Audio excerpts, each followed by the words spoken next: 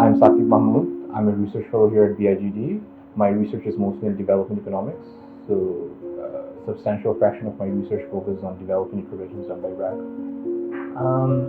So it seems like there's 20 million households who borrow microfinance loans in Bangladesh out of the 35 million households that are there in Bangladesh, right? And so you can imagine the huge role that microfinance plays for the average household in Bangladesh.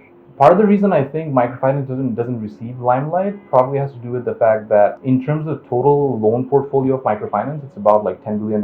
But if you look at the traditional banking sector in Bangladesh, it's about 100 billion. So microfinance is like about 1/10 of the size of the traditional banking sector. But in terms of the number of people that microfinance serves, I think there's really no way to kind of understate its import.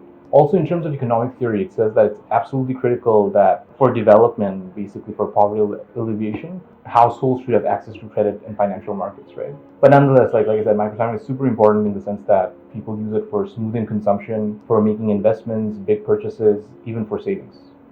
So COVID kind of triggered an unprecedented economic crisis. People lost their jobs, businesses weren't getting customers, and so when that underlying income generating source was wiped out, a lot of microfinance borrowers basically failed to repay their installments on time. The MRA, which is the Microfinance Regulatory Authority of Bangladesh,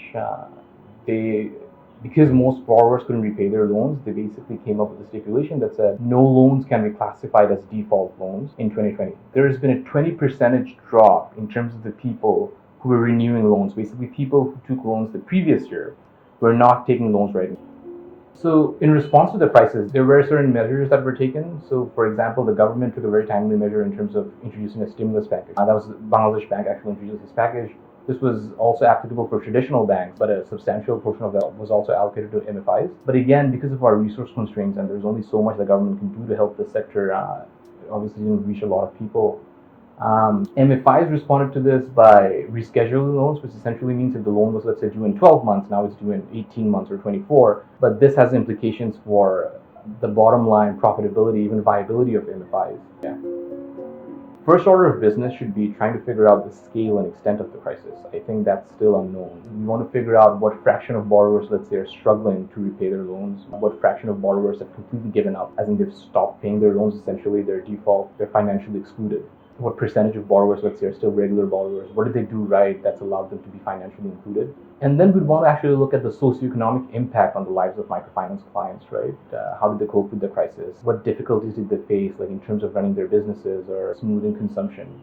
The other thing is, like, if it's the case that a lot of borrowers actually dropped out of the credit market, we want to figure out what's the best way to kind of bring them back into the fold again. How do we reintegrate these borrowers to the microfinance sphere? So a big part of our research is also qualitative, so we want to have interviews with key stakeholders like microfinance institutions to kind of hear their thoughts on how to go about doing this.